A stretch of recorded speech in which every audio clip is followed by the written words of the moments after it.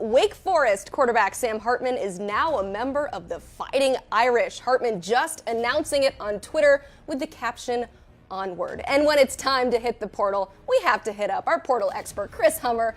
Chris, the rumors and the ties surrounding Hartman and Notre Dame didn't all of a sudden come out of nowhere. They have been rampant since even before he entered the portal. In your estimation, though, why is this a good marriage? Yeah, I mean, it's definitely a marriage that's been going on for a while, I would say, well before he entered the portal, as you said. But Notre Dame needed a ceiling raiser at quarterback. Notre Dame hasn't had a top 40 offense since Ian Book left campus. They haven't had a top 25 offense since 2017. Sam Hartman is the type of player who can step in right away and raise the ceiling of the program. He's both a steadying presence, somebody who can be more consistent than Tyler Buchner. Tyler Buchner, a very talented quarterback who started the year as a starter for Notre Dame, but as we saw, a little turnover prone in the bowl game and also a little injury prone as he's been throughout his career. So Sam Hartman is a bit of a bridge for him.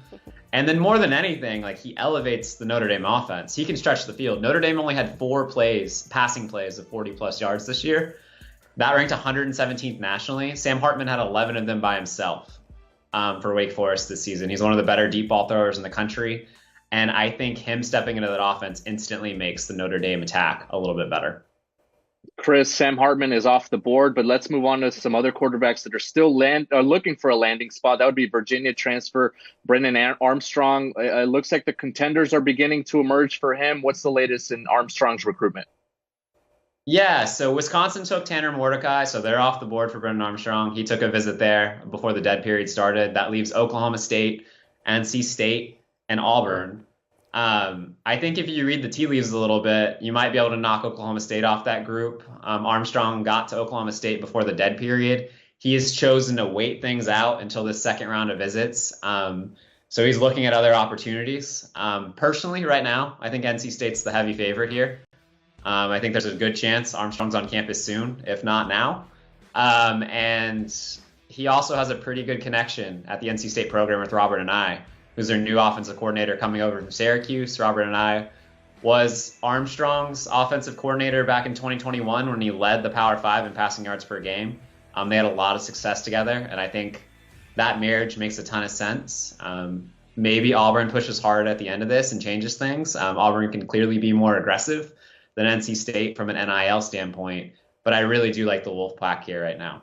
Both of those schools need a quarterback. Well, we mentioned earlier in the show the hits that the Cowboys continue to take on offense, so let's start with Spencer Sanders.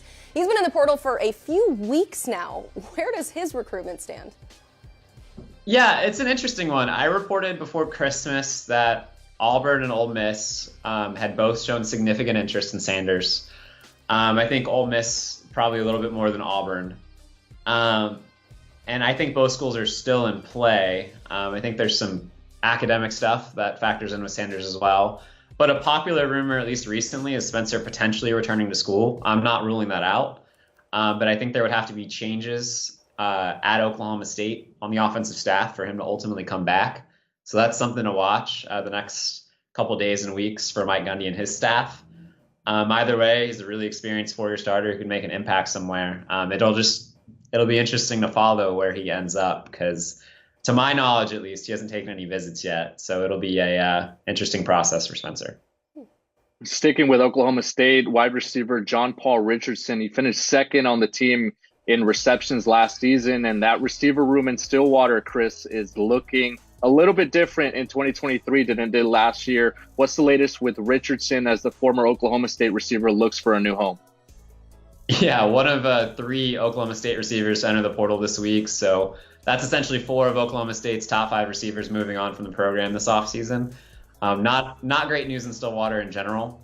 But with John Paul Richardson, I really like TCU here. This is a team I've been hearing with Richardson since the moment he entered the portal. I think he'd be a natural fit in Fort Worth. My crystal ball pick is already actually in for TCU on Richardson. I think they're in the driver's seat in this recruitment. One school I would point out as a team to watch is Texas A&M. Richardson's dad, Bucky, was a notable quarterback for the Aggies back in the day. If they were to push hard, potentially that could change things. But right now, I really like the Horned Frogs and where they sit. Legacy player, perhaps. All right, we'll keep an eye on that. Now, as for some top defensive players available, I mean, look no further than 2022 five-star defensive lineman Anthony Lucas. He's seeking a new home after a year with the Aggies, so who are some interested parties there? Yeah, I know Blair's been all over this recruitment since high school for him, but checking in with some people, I really like where UCLA sits for Anthony Lucas at the moment. I think the Bruins are in an excellent position. Y'all talked a lot about UCLA already today with Dante Moore, and I think Anthony Lucas could potentially be a splash play for them as well. Lucas is definitely an academically focused individual. I think schools like Notre Dame, potentially USC, are going to be in the mix for him, but at least based on what I'm hearing early on, I like UCLA and where they sit. I don't think his process is going to drag out either. I think he could decide pretty quickly, potentially without even taking visits. So watch the Bruins, watch the Irish. Those are two schools that definitely stand out for Anthony Lucas. Yeah, Anthony Lucas loved those schools during the recruiting process, and A&M's appeal, the SEC, that defensive line that they were building in the 2022 recruiting cycle, all really pulled him into College Station. But I think as he moves forward, I think he's going to look at the situation a little bit differently.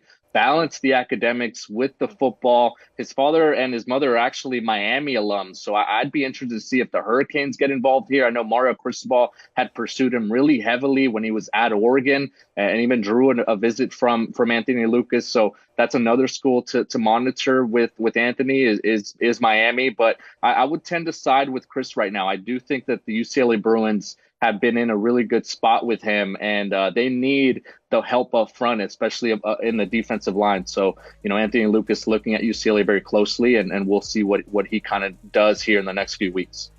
I love this. I got a little 2 for the price of 1 answer there with both of you guys offering up some intel on Anthony Lucas. Chris, thank you so much, as always, for the great information.